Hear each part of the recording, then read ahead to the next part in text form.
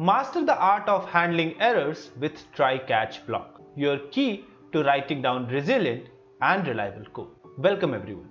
In today's session, we are going to talk about try-catch block. So without wasting any time further, let's proceed with the video.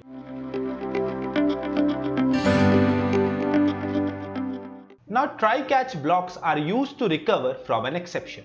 In the previous video, we have already covered about exception and we have seen the situation when those exception occurs. So the code block that can create an exception should be written in the try block. And the message or statement that we want to print should be written in the catch block. So basically we will be having two types of block. One will be the try block and another one will be the catch block.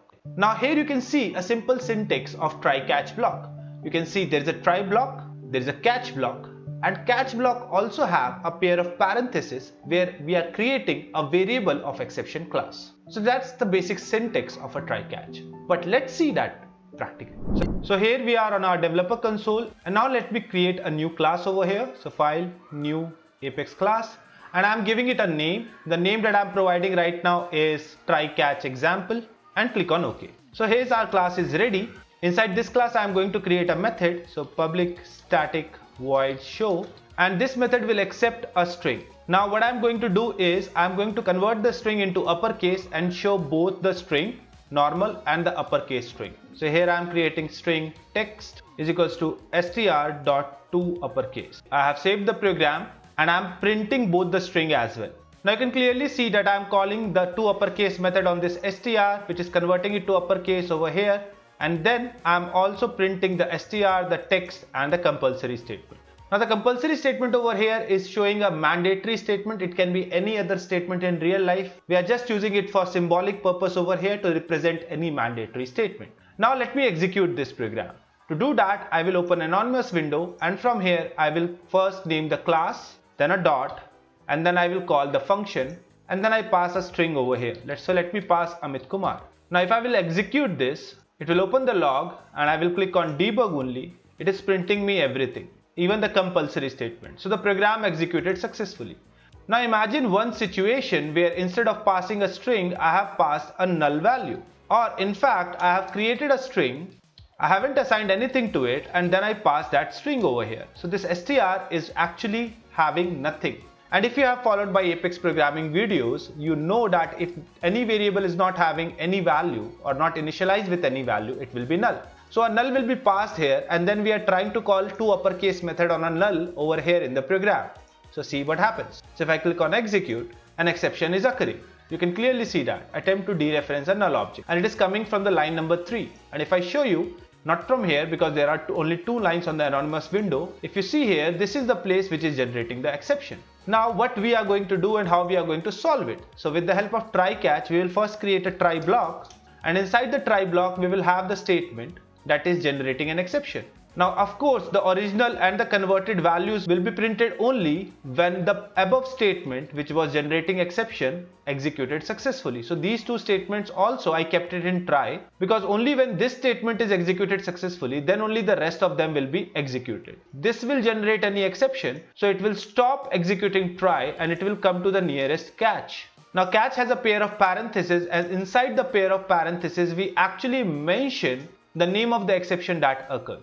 So if I open the last log file, if I open it again, and here just beside the filter, if I type in fatal, I can see that it is showing an exception. You can see the exception name, it is system.nullPointer exception. So this is the exception that is occurring. So here we will mention the name of the exception, null pointer exception.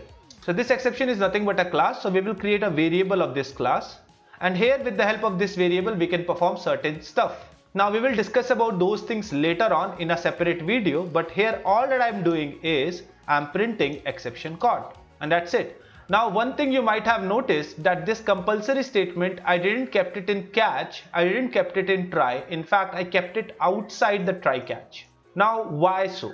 Because I want this statement to be executed no matter whether exception occurred or not. So in case exception occurred here, then this whole try block will be skipped. It will come to the catch, it will execute this line, and it will come outside of the catch and then execute compulsory statement.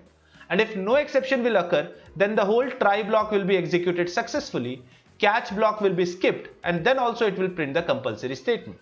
So the program will not stop and even the compulsory statement will be executed in case of exception. So let me show you first what will happen when I will pass null string now. So let me click on execute again. So now you see the program didn't stop in between, it executed successfully. So the exception might have occurred, but what happened? The try catch handled the exception, it didn't stop the program and continues the execution of the program itself. So if I click on the debug only, you can see it is not printing original or converted text because exception occurred before that only. So it didn't printed these two.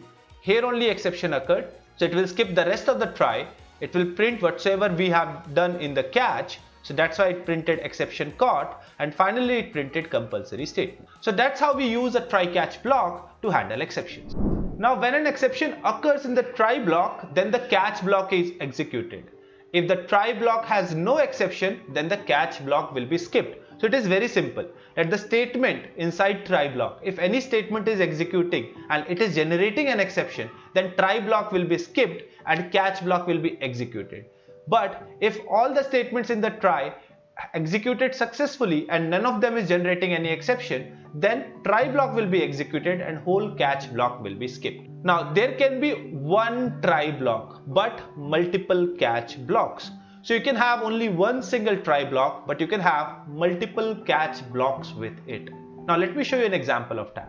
So guys, here what I am doing is I created a multiple catches class. Inside that multiple catches, what I am doing is I am having a print quotient method which is accepting a list of integers. Now this method is not returning anything. Now inside this method what I am going to do is I am going to first fetch the first two numbers of this list. I am going to divide the first number with the second number and then I am going to print the quotient. That's what I am going to do. Okay. So how to get that is very simple. So I am creating two variables over here like integer var1, and inside var1 I am getting the first value from the list as values.get 0, and then I am getting the second value. Now you might be thinking why I am passing it as in form of a list. Now intentionally I am doing it to show you some varieties of exception that can occur together. Now what I am doing is I am creating one more variable as result, and inside the result I am doing var1 divided by var2, and then finally I am showing the result. Now I am saving it, and now to execute this all that I need to do is to call this print quotient. So let me open the anonymous window. Here I will call multiple catches dot print quotient, and there I have to pass a list. Now let's suppose I am passing a list with two values over here. So it will be list of integer, and here I will pass two values like 10 and 2. Okay, and now let me call this. So I am executing it. Definitely it got executed successfully. Log is opened. Now let me check, and I am getting result as 5. And that is obvious, right? I have passed two values 10 and 2, and 10 divided by 2 will give the quotient as 5. So what happened here? I am taking the first value, storing in var1, taking the second value, storing in var2, and then dividing it and then showing the result. Pretty much simple, right? Now what I will do is I will pass a blank list, a list without any value. Let's see now. So now I am trying to execute this. So see here I am getting an exception. The exception is system.listException, list index out of bounds, and it is coming from line number 3. So I am just copying the name of the exception which I will use later on. So let me just copy and paste it somewhere. So this is the first exception that occurred, and what is happening is list index out of bounds 0 at line number 3. So at line number 3 it is trying to access an index on the list which is beyond the boundary of the list, and that's why it is happening. Now one more issue can happen here that I will show you later on, but let me handle this, right? Now definitely if I will get these numbers, then only this operation will be performed, and then only I will get the result. So everything I am keeping inside try. So here everything I am keeping inside try block. So here I am having a try block. I cut everything out, pasted it here, improved the indentation, and after that I am having the catch. Now inside catch I will mention the name of the exception that occurred. So I actually copied it. So I am pasting it here now, the variable or object of this class, and then simply printing here a simple message like exception caught, please pass at least two values or two elements in list. Two elements in list. That's it. Now let me execute this. Let me run this. This time again I am passing null list and executing it. So here you can see program didn't stop.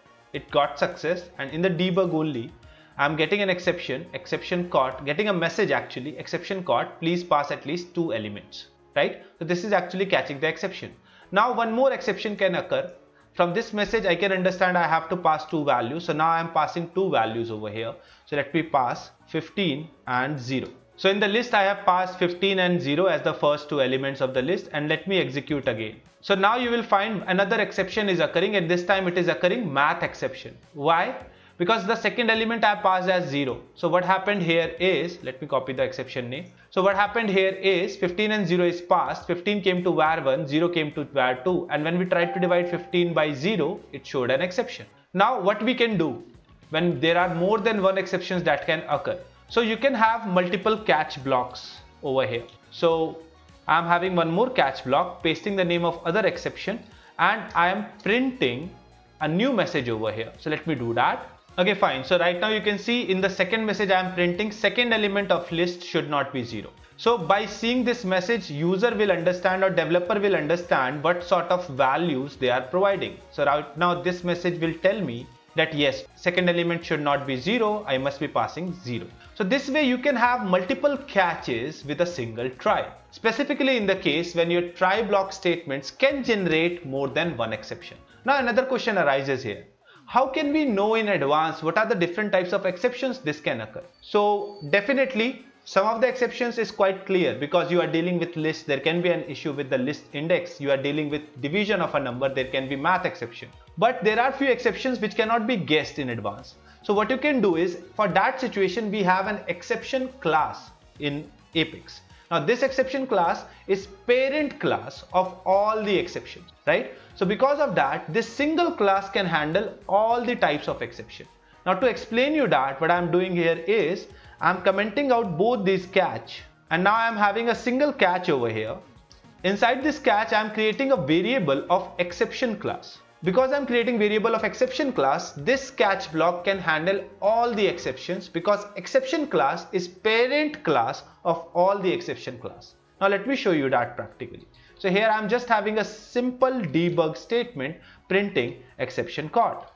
And now I am running it. So first time when I will run it, I will not pass any value to the list. So I will make it a blank list. So to show you whether it is catching null pointer exception or not. So now I am running it, or executing it, better to say, and see no exception occurred. And if you come here, it will print exception caught. Here you can see exception caught is printed. That means null pointer exception is caught by this catch block. Now what I will do is, I will pass this 15 and 0 as the 2 elements of the list and execute again. Now this time math exception is occurring, but still it is handling that as well.